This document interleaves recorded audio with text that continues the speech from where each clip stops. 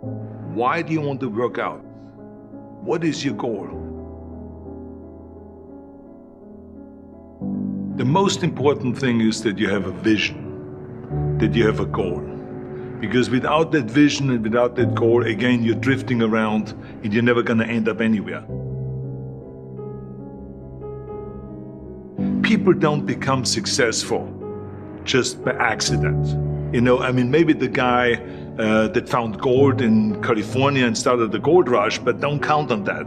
That's a one in a lifetime kind of a situation. So you got to really have a specific goal, and to me, to have that vision that I want to be Mr. Universe, that I want to be the greatest bodybuilder of all time. That was a great vision, and that specifically to look like Reg Park and to be up there on that stage and to lift the trophy overhead and to win the championship over and over and over again. So that was a great goal. You have to have a goal. Now, it doesn't have to be that specific goal, but it has to have some goal. This is why I always recommend to people, sit down, take your time, and start thinking about, why do you want to work out?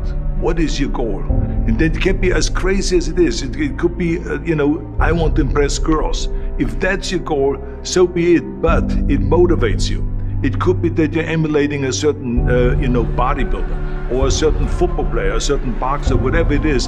Have those pictures put all over the wall like I did when I was a kid. I put pictures of Reg Park and of Sonny Liston, of boxers and of Ali and of powerlifters and weightlifters all over my bedroom, wall.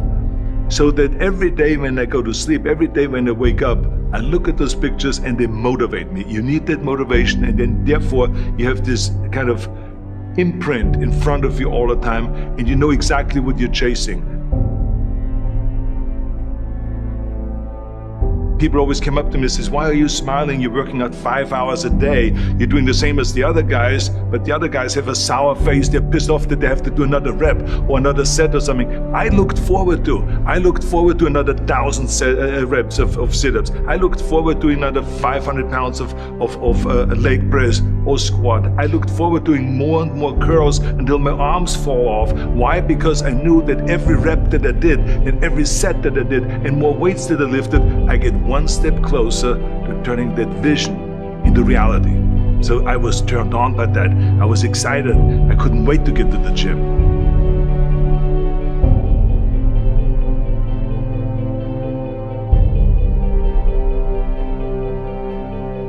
I remember that when I weighed 245 pounds, and Bob Rafelson, the director of Stay Hungry, said to me that I'm interested in having you come in for a reading and work on your acting and all this, because I'm interested in having you in a movie to star with Jeff Bridges and with Sally Fields. I was delighted about that, and I was excited, and I started pumping up more and more. And then he said, but I don't want you to weigh more than 210 pounds. You want me to be in the movie, but I'm weighing 245, 246. I say, I just won the Olympia, I say, which was 1974, and I was really at my biggest. And but he demanded that, and he says, look, it's very simple.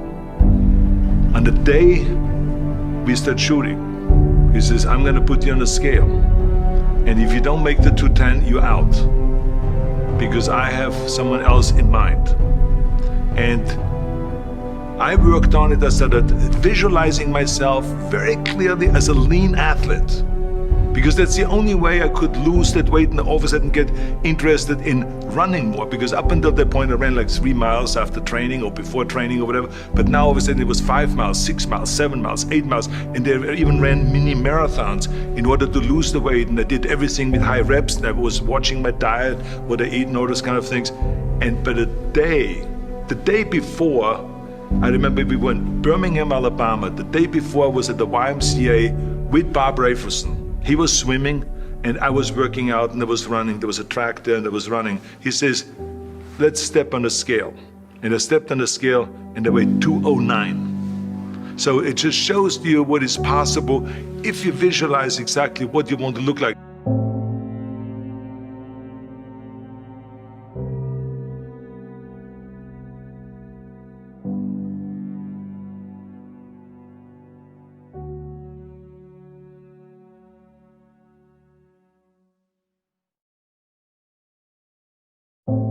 And there was no room for any kind of like, well, I can't get my act together or anything like this, because there's only a certain amount of time. But the key thing again is have the clear vision.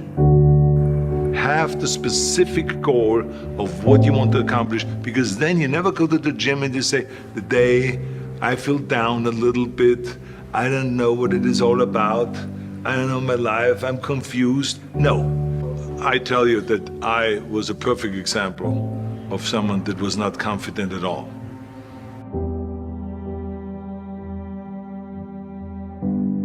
I mean, when I was a kid, I was just like any other kid. I had my hang-ups and problems and all this. But when I joined the weightlifting club and I won my first little trophy because I did the best clean and jerk, and then we went to another meet and I won another little trophy, I started feeling like somebody. But the bottom line is, everyone can use the same method, because I used it in politics, I used it in making money, I used it in everything that I've done in the movie business. When you have one little victory, little victories add up, and that is what gives you then ultimately confidence. Well, for me, the most important thing always to have a deadline. When I, for instance, had a competition, and let's say the competition was in the middle of September, and it was now beginning of summer, so there was no more time to screw around. So there was the time now to get going on a diet, to get going with the training, to not slack off at all, because there was a deadline there. The day of the competition, I had to be in the best shape possible. And I knew that if I come to the competition and I lose because I did not schedule my training the proper way, or I didn't have the right frame of mind, or I didn't give everything, literally worked my butt off, I would be just so angry.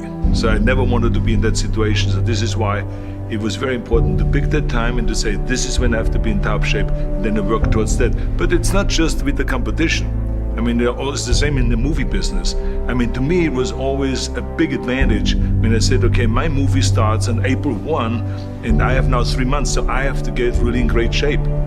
So you pick those times. It could also be that you have no movie and you have no Mr. Olympia or no Mr. America, no Mr. Universe coming up or any of those things. But you say to yourself, the summer starts in June. I'm gonna go to the beach in June, and at that time I want to be in great shape. So that creates an urgency that makes you really start training hard and taking it seriously. Because if you don't have a specific plan, then you wander around. I mean, you can have, as I've told you many times, the best ship or the best plane in the world, but if you don't have a specific goal where you want to go and when you want to get there, you just drift around and you never get anywhere. So this is why it is so important to create that urgency and have a specific time when you want to be in shape. Well, I mean, look, everyone has a problem with time, but the day has 24 hours and we sleep 6. Now, I know there's some out there that say, whoa, I need 8. Well, I say just sleep a little faster, because the bottom line is we have 6 hours of sleep, 24 hours are available, so you have 18 hours now available to your work, your family, your hobbies, and also to learn something new or to do something new, which could easily be that you want to learn a new language, or that you want to read as a New Year's resolution, I have to read a book every week, or you say, I'm gonna go and reshape my body. So you're gonna go and take this hour out of your schedule and say, I'm gonna train an hour every day. So this is, for most people, a huge challenge, but it is totally doable, I can tell them, because the kind of things that I did when I came to this country, I mean, I went to school, I was working in construction, I was working out my 5 hours a day, I was taking acting classes from 8 o'clock at night to 12 midnight, I was doing all of those things. I wanted to make sure that out of the 24 hours of the day, that I don't waste one single hour. Those hours were too precious. And so there I just want to tell people, don't give me this thing, I have a difficult time with the time and I don't have time for this and I don't have that. You have time, you make the time. When you get up in the morning, don't think. Just roll out of bed, go in your life cycle, or go on a bicycle ride, or go to the gym, work out. You know that's what you have to do. And then read something and learn something. So don't even think about it. Stay hungry. As soon as you think that you're perfect, that's when you're screwed. I gotta get better. I gotta lose more weight. I gotta trim down my tummy. I gotta get bigger calves. I gotta get bigger deltoids. If you're not quite reaching your goal because you didn't do everything that you could do, you have time. You make the time. Too much is not enough. If I fall down, I have no fear of fainting in the gym because I know it could happen. I threw up many times while I was working out, but it doesn't matter because it's all worth it. Stay hungry. I do everything that I can to be a winner and to get the body that I envision. If you do something, then do it. Go all out. You have time. You make the time. You can do it. You can do it. You can be the greatest. Do it. Go for it. I looked forward to another 1,000 reps of sit-ups. I looked forward to another 500 pounds of leg press or squat. I looked forward to doing more and more curls until my arms fall off. Why? Because I knew that every rep that I did and every set that I did and more weights that I lifted, I get one step closer to turning that vision into reality. You can do it. Why do you want to work out? What is your goal? If I can see it, and if I can believe it, then I can achieve it. Everything seems to be always impossible until someone does it. I want to be Mr. Universe. I want to be the greatest bodybuilder of all time, to win the championship over and over and over again, and to lift the trophy overhead. So that was a great goal. You have to have a goal. You can be the greatest. You can do it. I wanted to make sure that out of the 24 hours of the day, that I don't waste one single hour. Those hours were too precious. You have time. You make the time. Stay hungry. Little victories add up, and that is what gives you then ultimately confidence. You can be the greatest. Stay hungry. We all fail. The key thing is to keep in mind what is your goal and keep looking at that as you get up and dust yourself off. Work your butt off. It is so important that you work your butt off. Don't ever look for shortcuts. We are not going to be remembered for how much we made, but for how much we have given. Make sure that it is not about me, that it is about we. Turn the me into we, and I guarantee you that you can change the world. None of us can make it alone. None of us. Not even the guy that is talking to you right now.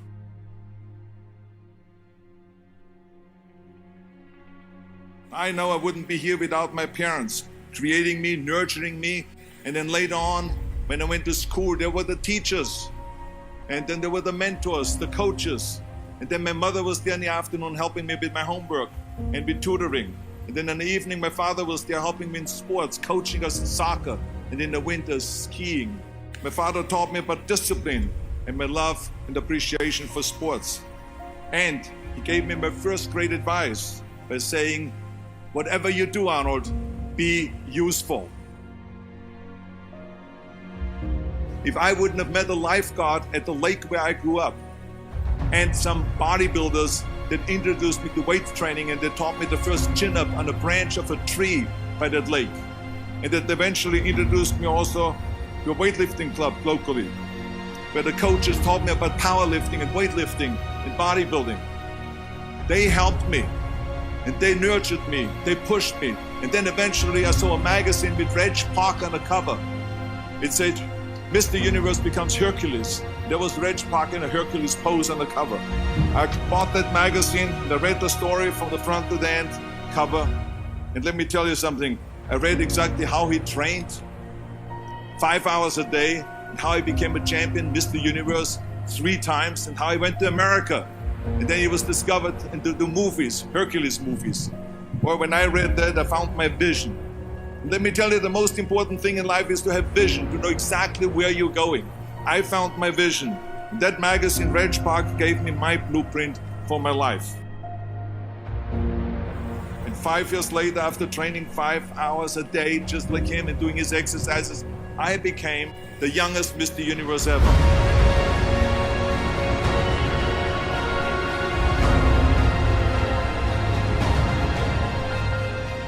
The reason why I want you to understand that is because as soon as you understand that you are here because of a lot of help, then you also understand that now is time to help others. That's what this is all about. You got to help others. Don't just think about yourself, help others.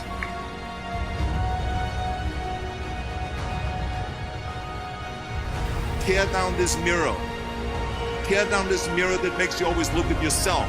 And you will be able to look beyond this mirror and see the millions of people that need your help. And let me tell you something, when I heard that, it all made sense to me. That we have to go out and help. Because I decided not to listen to the naysayers, and because I decided to work as hard as I did in bodybuilding,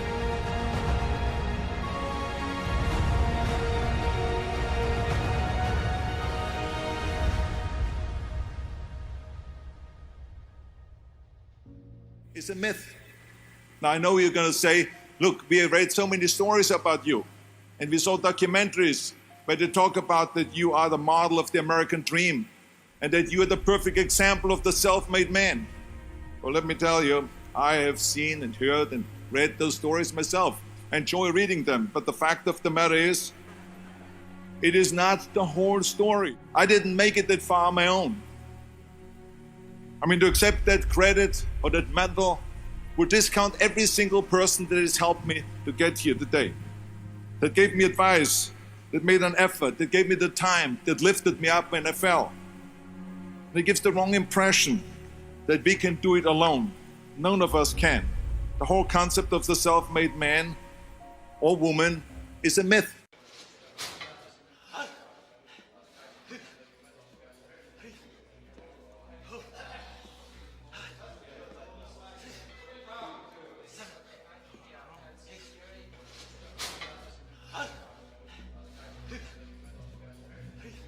Never ever think small.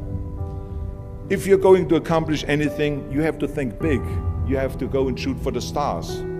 The biggest challenge most people have is because they think small. And the reason why people think small and why they choose small little goals is because they're afraid to fail. They know that if you shoot for a big goal, then the chances of failing are very high. And they're afraid of failing.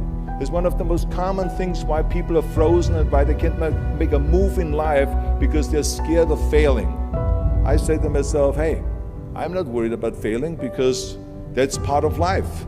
You're not gonna go and win everything. And how far can you fall? Look at this is the ground. That's as far as I can fall. And you know something? That the only time you really consider the failure is if you fall and you don't get up. But if you get up, you never consider the failure. So I never considered myself a failure. I always considered myself a winner, even though I fell every so often. But I always got up and I always moved forward. This is the important thing. I never had any patience, of course, for thinking small. If you do something, then go all out and do it well.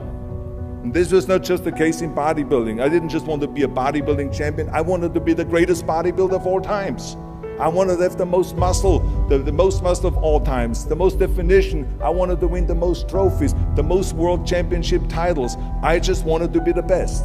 And the same is also in movies. I didn't just think about being in movies. No, I wanted to be a movie star. I wanted to have above the title billing. I wanted to become the highest paid entertainer. I basically wanted to be another John Wayne. What's wrong with that?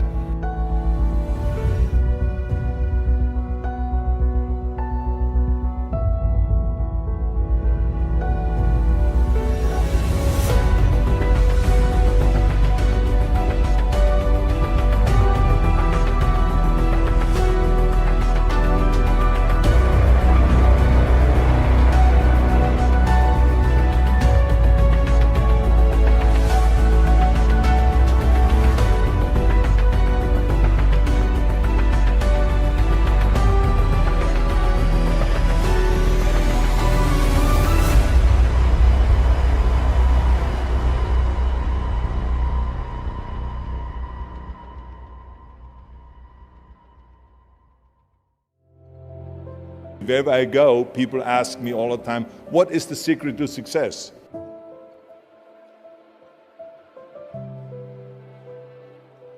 I think I can give you the long version here.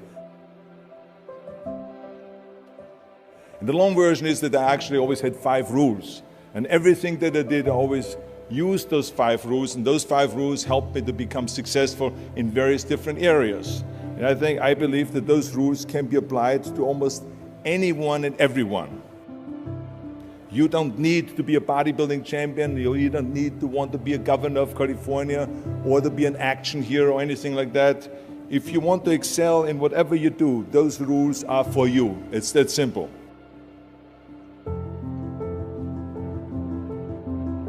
I think that we all here like to be successful and we are driven. So that's why those rules apply to you. So my first rule is find your vision and follow it. You see, I think it's the most important thing that we have a very clear vision of where we go. A goal, where do we go? Because you can have the best ship in the world. You can have the best cruise liner, but if the captain does not know where to go, that ship will drift around the world and out there at sea and will never end up anywhere. And this is exactly the way it is in real life. If you don't have a goal, if you don't have a vision, you just drift around. You're not going to be happy. This is why it is so important to have that vision. Now, I created that vision in Austria because I grew up after the Second World War. The problem was that everyone was so depressed because they lost the war that there was alcoholism everywhere. There was, of course, depression. There was a terrible economic situation. There was famine. There was starvation and all of those things. And also it was kind of a little place and narrow. I felt I wanted to get out of there. I wanted to escape. And I couldn't see myself really to work there and to stay there, to work in a factory or to work on a farm, or to even to follow my father's footsteps and to become a police officer. I couldn't see that either. As a matter of fact, that's what my parents wanted me to do. But that's not what I saw. This was the vision of my parents, but not mine. And luckily, one day in school, I watched a documentary about America. And I found myself, I knew exactly that is where I wanted to end up. I wanted to be in America. Everything that I saw in the documentary, I just loved. Everything was so big. I remember the tall skyscrapers, the monstrous bridges, the giant freeways filled with beautiful cars, the huge jetliners, movie stars, Muscle Beach, and all of those things. I could not wait to get there. The question was just, how do I get there? How do I get to America? I mean, this was not a common thing to do way back in the 50s. No one had the money to travel or anything. But one day I was fortunate enough to see a magazine. And that magazine showed me the path to America. And it was a bodybuilding magazine. And on the cover was this very muscular guy that was standing there like Hercules with a Hercules outfit. His name was Reg Park. This Reg Park was on that cover, and I remember the cover said, Mr. Universe becomes Hercules star. I read the article as fast as I could, learning about how he grew up in Leeds in England, poor, and how he trained 5 hours a day, every single day, and trained and trained and trained and lifted weights, and then he finally became Mr. Great Britain. And then he became Mr. Universe. And then he won a second Mr. Universe title and a third Mr. Universe title, and then all of a sudden he landed in Rome in Cinecittà doing Hercules movies. And there he made millions of dollars, and this money he took and bought himself a gymnasium chain in South Africa, and he became a successful gymnasium owner. And as I read, I became more and more certain about my own future. As I read this story, I was so excited, so interested. I knew exactly that I wanted to become another Reg Park. I know he laid out the blueprint for my life, basically. I could see myself, I could visualize myself clearly to be a champion on that same stage where he won the Mr. Universe, and then to move to America, then get into movies, and then become rich and famous. I had that vision very clearly laid out. I was so happy that I knew exactly where I was going. From that moment on, everything that I did, no matter how hard I had to work or how much I had to struggle, it didn't matter. It was a wonderful joyride because I knew what the purpose was and I found my passion. The simple truth is, if you don't have a vision, if you don't have a goal, if you don't see your future laid out in front of you, you're just floating around without a purpose. And I think that the numbers speak for themselves. This is why so many people around the world are unhappy with their jobs. I mean, in America, 74% of the people hate their job and would like to change jobs. But think about that. That means that only a quarter of the Americans love their life's work. I mean, that is a very depressing statistic. I always smiled when I worked, no matter how hard I worked. I always had a great time, no matter what I did. It didn't matter if it was in bodybuilding, or if it was in the movies, or if it was as governor. I remember in the pumping iron days, people ask me in the gym all the time, why are you smiling all the time? Why are you so happy? You have to lift 50 tons of weights. You have to train 5 hours a day. I mean, I look at the other bodybuilders' faces and lifters' faces, and they look kind of depressing. They look sour. They're miserable that they have to lift weights. You don't look miserable, you look happy. And I tell them always, I say, I smile because I know exactly that every rep that I do, that every set that I do, every weight that I lift, I get one step closer to turning that vision of mine into reality and becoming that Mr. Universe. I could not wait to lift another 500 pounds in the squats. I could not wait to do another 1,000 sit-ups. I could not wait to do bench press, more bench press and more curls until I couldn't move my arms anymore. Because I knew that every rep got me closer to standing on that stage as a champion. As a matter of fact, when I lifted weights, I didn't really feel like I was lifting weights. I felt like I was lifting a trophy over my head each time I lifted. And to have all those bodybuilders around me and thousands of people screaming. And I tell you that this vision didn't just help me in bodybuilding, it helped me with everything, like I said. I remember in the movie business, there was many times stunts that I had to do where I got hurt, where I was in pain, in agony, and had to do it over and over again. I remember one incident specifically on Conan the Barbarian. There I was crawling on all four, on rocks, over rocks and gravel, holding my sword right in front of me. And as I was crawling, the camera followed me, and it was around 30 feet that I crawl on those rocks and this gravel. And eventually, after 10 takes, my elbows, my knees started bleeding and hurting. And the director came to me sheepishly and said to me, he says, do you mind if we do another take? I need a close-up of you. And I said to him, no, I don't mind at all. I said, go and do as many takes as you want. He says, no, I don't want to do that because I know you're in pain, you're bleeding. I said, no, I don't feel any pain. I said, the only thing I see is the finished scene.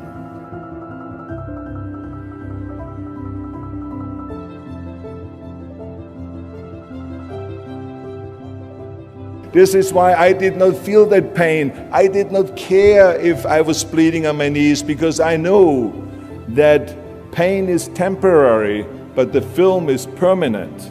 And I explained that to the director, so this is why I try to tell you, always discover your vision, and the rest will follow.